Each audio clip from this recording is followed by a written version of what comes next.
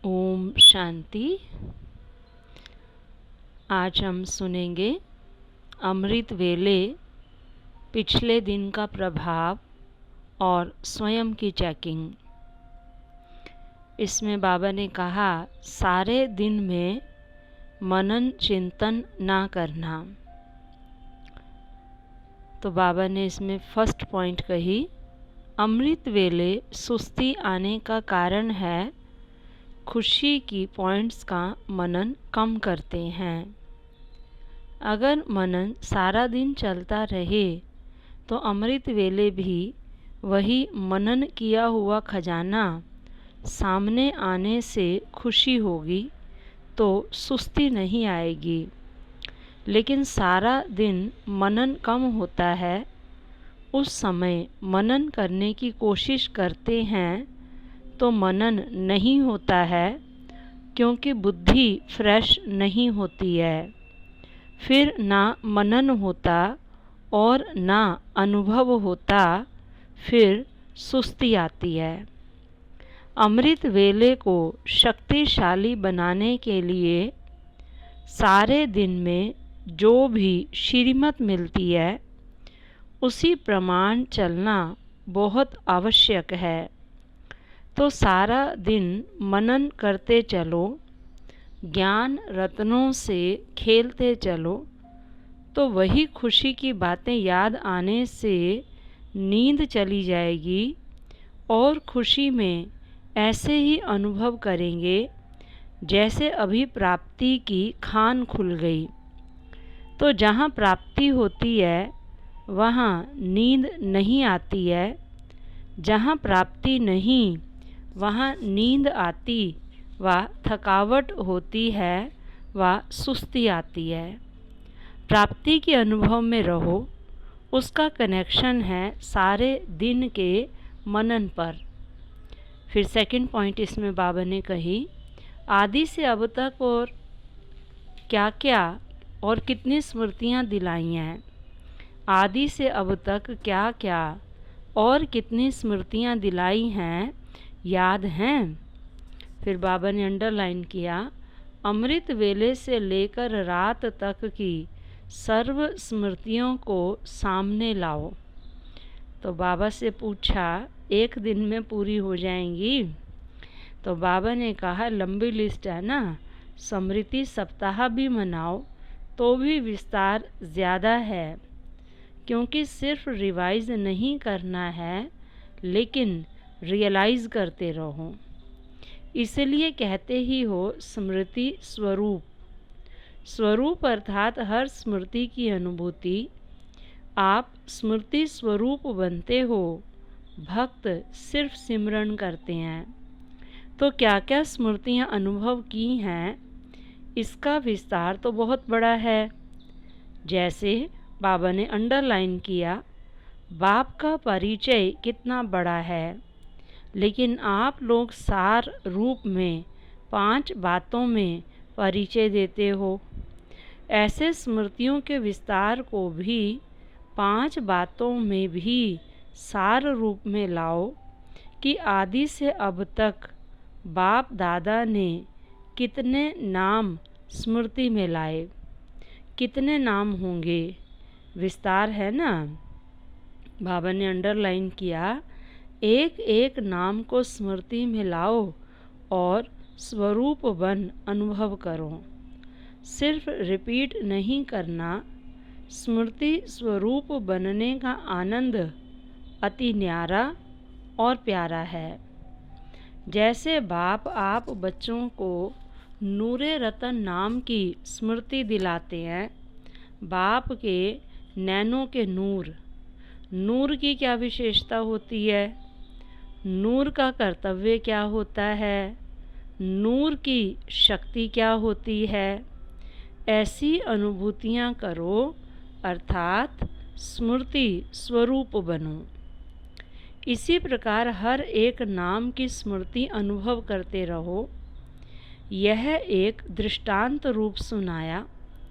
ऐसे ही श्रेष्ठ स्वरूप की स्मृतियाँ कितनी हैं। आप ब्राह्मणों के कितने रूप हैं, जो बाप के रूप वह ब्राह्मणों के रूप हैं। उन्हीं सभी रूपों के स्मृति की अनुभूति करो। नाम रूप गुण आदि अनादि और अब ब्राह्मण जीवन के सर्व गुण स्मृति स्वरूप बनो। ऐसे ही कर्तव्य, कितने श्रेष्ठ कर्तव्य के निमित्त बने हो, उन कर्तव्यों की स्मृति इमर्ज करो। 5वीं बात, बाप दादा ने अनादि आदि देश की स्मृति दिलाई। देश की स्मृति से वापस घर जाने की समर्थी आ गई। अपने राज्य में राज्य अधिकारी बनने की हिम्मत आ गई और वर्तमान संगम युगी ब्राह्मण संसार में खुशियों के जीवन जीने की कला स्मृति में आ गई। जीने की कला अच्छी रीति आ गई है ना। दुनिया मरने की कला में तेज जा रही है और आप ब्राह्मण सुख में खुशियों के जीवन की कला में उड़ रहे हो। कितना अंतर है। तो ऐसे सर्व स्मृतियों के रूहानी नशे का अनुभव करना। फिर बाबा ने कहा दिनचर्या पर ध्यान और पूर्व तैयारी। अमृत वेले की स्मृति का स्वरूप, गॉडली स्टडी करने की स्मृति का स्मृति स्वरूप, कर्म करते हुए कर्म योगी रहने के स्मृति स्वरूप, ट्रस्टी बन अपने शरीर निर्वाह के व्यवहार के समय का स्मृति स्वरूप, अनेक विकारी आत्माओं के संपर्क में आने का स्मृति स्वरूप, वाइब्रेशंस वाली आत्माओं का वाइब्रेशन परिवर्तन करने का कार्य करते समय का स्मृति स्वरूप, सब डायरेक्शन मिले हुए हैं। याद है, जैसे भविष्य में जैसा समय होगा वैसी ड्रेस चेंज करेंगे। हर समय के कार्य की ड्रेस और श्रृंगार अपना अपना होगा। तो यह अभ्यास यहाँ धारण करने से भविष्य में प्रारब्ध रूप में प्राप्त होंगे। वहाँ स्थूल ड्रेस चेंज करेंगे और यहाँ जैसा समय जैसे कार्य वैसा स्मृति स्वरूप हो। अभ्यास है वह भूल जाता है। इस समय के आपके अभ्यास का यादगार भक्ति मार्ग में भी जो विशेष नामी ग्रामी मंदिर हैं, वहाँ भी समय प्रमाण ड्रेस बदली करते हैं। हर दर्शन की ड्रेस अपनी अपनी बनी हुई होती है। तो यह यादगार भी किन आत्माओं का है? जो आत्माएं इस संगम युग पर जैसा वैसा स्वरूप बनने के अभ्यासी हैं। बाप दादा बच्चों के सारे दिन की दिनचर्या को चेक करते हैं। रिजल्ट में समय प्रमाण स्मृति स्वरूप का अभ्यास कम दिखाई देता है। स्मृति में है लेकिन स्वरूप में नहीं आता है। समय होगा अमृत वेले का, जिस समय विशेष बच्चों के प्रति सर्व शक्तियों के वरदान का, सर्व अनुभवों के वरदान का बाप समान शक्तिशाली लाइट हाउस, माइट हाउस स्वरूप में स्थित होने का, मेहनत कम और प्राप्ति अधिक होने का गोल्डन समय है। उस समय भी जो मास्टर बीज रूप वरदानी स्वरूप की स्मृति होनी चाहिए, उसके बजाय समर्थी स्वरूप के बजाय बाप समान स्थिति का अनुभव करने के बजाय कौन सा स्वरूप धारण करते हैं? मेजॉरिटी उलहना देते या शिकायत करते हैं या दिल शिकस्त स्वरूप होकर बैठते।